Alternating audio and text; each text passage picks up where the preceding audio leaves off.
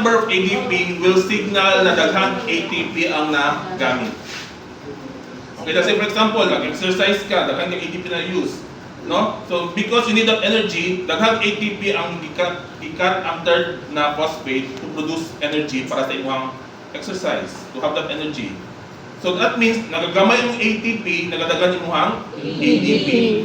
So, with that, no, citrus synthase will combine now oxaloacetate o acetyl-CoA. Klaro? Okay. So, na-combine na siya, it becomes a 6-carbon molecule na citrate.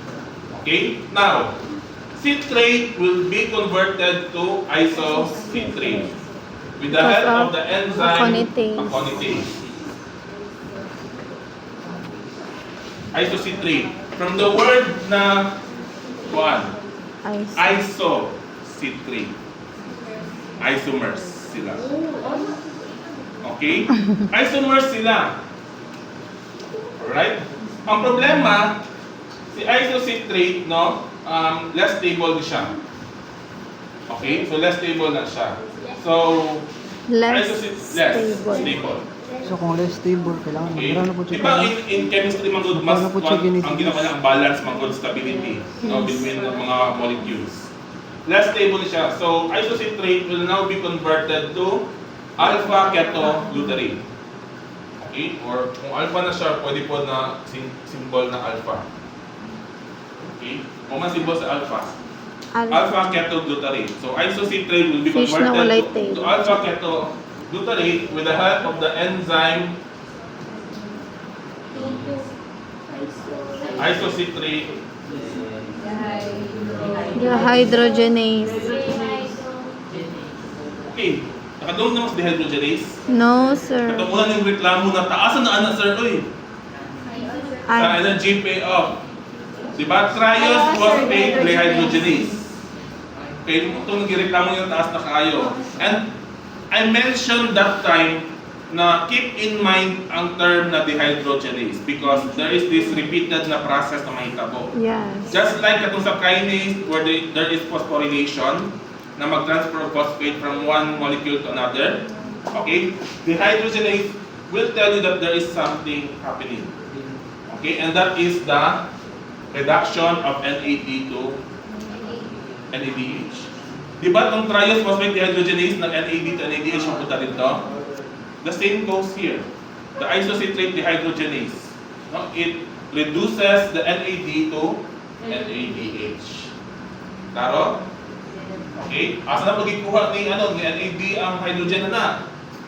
Kay isocitrate. Of course, dito niya pa sa previous na substrate. Okay? So, muna siya, pero naa siya yung mga signals gyapon just like kanina. Okay? Pag ATP, di siya mag-convert to alpha ketoglutarate. The same kanina. No? So kung pag ATP, di siya mag-convert. Okay? Tapos pag gamit lang kung mas dagan ADP, just like kanina, it signals na dagan nag-use na ATP. So mag-convert na siya. Okay, mag-sige siya convert from isocitrate to alpha-ketoglutarate. Pero natin isa ka calcium. Calcium plus. Okay? Saan usan ng calcium plus? Okay? Kanang calcium plus is when you do exercises, okay, mag-increase ang amount of calcium sa inyong muscle. Okay, calcium plus. Magdaghan na siya og production of calcium plus sa inyong muscle. Okay? So, that means when you do exercise, agadagan ng calcium plus. What does that mean? Of course, nag-use ka of energy. Right? Nag-use ka of energy. And that signals to produce more ng alpha-ketoglutarate para makaproduce of ATP. Okay? So, mo na siya. Calcium plus. So now we have the alpha-ketoglutarate, no? And then this is a 5-carbon molecule. Okay? So glycerine, no, is a 6-carbon unstable na molecule. So there is from 5 6 carbon, 5. keep 5. Magamay. Sa hitabo, Nabawasan. bawasan. So sa process, oxidation. Nabuang na. Pakpa. Sa preparatory na natin i-discuss. Sukol na na. Nabawasan ng carbon. Sa na process? Carbon. Carboxylation. Ang reduction ng oxidation kung sa Hydrogen. Okay? Yes. Ang sa phosphate is phosphorylation. Pag carbon, carboxylation. So dire, no, from 6 carbon na ito citrate, naging 5 carbon siya because there is carboxylation na nahitabo. Nabawasan siya sa carbon, so naging 5 carbon na lang si alpha ketoglutarate. Okay? So asa na na-add ko si carbon. Nag-fuse na po sa oxygen. And then, maggawas siya sa cell, maggawas siya sa tuwang system, mato siya sa environment. Okay? May nasa form of carbon dioxide. Alright? So, ano yung CO2? Okay? Product na nila doon. Ano siya? Aerobic respiration siya. So that means it will tell you that this entire process requires Oxygen. okay? So aerobic siya na respiration. Kripsito Okay. na. So now, your alpha ketoglutarate, which is a 5 carbon molecule, will now become succinyl-CoA, which is a 4 carbon molecule. So same, carboxylation. And then the carbon will combine with oxygen, the same process. Okay? Ang responsible na enzyme in converting that one to succinyl-CoA is alpha ketoglutarate dehydrogenase. So I have to tell you kung saan ginabuhat dehydrogenase. Okay? So carboxylation, and then dehydrogenase, the reduction of NAD to NADH. The same na balik-balik. So yun, di ba? Always keep in mind kung saan mga clues diha kay para din maglibo. Okay? So dehydrogenase.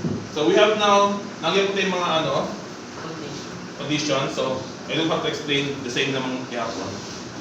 Okay? And then now we have succinyl-CoA. Your succinyl-CoA, which is a 4 carbon, at doon sa pinaka-last ng oxaloacetate, 4 carbon na kita siya. So kripsito for carbon siya. So succinyl-CoA will become succinate, and then ang responsible niya is succinyl-CoA synthase. Okay? Now, if you notice, na siya ma-produce na ATP. Sounds familiar siya, mura lang yung ATP. Right? Mura siya kuhan. So, kung man siya na Glucose. Logo. ang ATP, kung saan niya ATP? Adenine. Adenosine triphosphate. From a guanine siya na form. Okay? Wow. GTP Guanine. siya, from guanine siya na type. Na nucleotide. Okay? Now, ang problema kay GTP, it does not have the same as much as energy as ATP. Okay? So, na other na mahitabo dire kay GTP. Okay? Sa environment na ADP, ang buhaton niya is i-pick up niya ang extra na phosphate ni GTP, and that ADP will become ATP. ATP.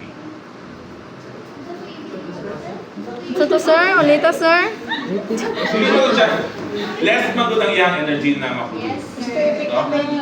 So si ADP, GTP is tatlong magyapon ka phosphate na, triphosphate magyapon na. Ako'y GDP, sir. Ha? GDP. Oh, gross domestic product. Wala kalayo. Na, of course, nagyapon. No, nagyapon. So kasi siya may mo GDP eventually, no? And katong ADP na gi-pick up na niya ang phosphate ni GTP, may mo siyang ADP. Okay? Basically, mula gikawat lang niya. Ang gikuha na phosphate ni GTP diri, gikuha lang po ni ADP. Pila na nabili na? Sa? No, this is we are talking about carbon. Kasi pag full na Sir, structure. sir, pag Okay? makuha siya, But nilagay ko ng full na ano, makuha siya phosphate. GDP. Nawawala sa kit. GDP. So, kani siya nag-form ATP. Remember, in the Krebs cycle, we also produce ATP. And mo na ni siya. Gaga. Okay? And since times 2, duha ka cycle siya, duha ka ATP ang ma-produce. Kung ma-remember niyo sa atong introductory part, no? Yes. Krebs cycle will produce 2 Two. ATP, which is this one. Okay? So now we have the succinate. No, succinate na ta. 4 carbon yapon, like what I mentioned kanina. And will become fumarate, no, with the help of the enzyme succinate dehydrogenase. So, di na ko magkuan, di na ko mag-kuan sa gilabot dehydrogenase. No? Initially, murag yan siya yung ani. Initially, it will be QH2, but no, it's another form of a carrier gihapon. Pero kani siya ang i-pick up niya na na electron from succinate kuha ni FAD para maging FADH2. Murag same gyapon sa scenario diri. Ang ikuha niya na phosphate sa succinate ko ay ikuha ni ADP. Okay?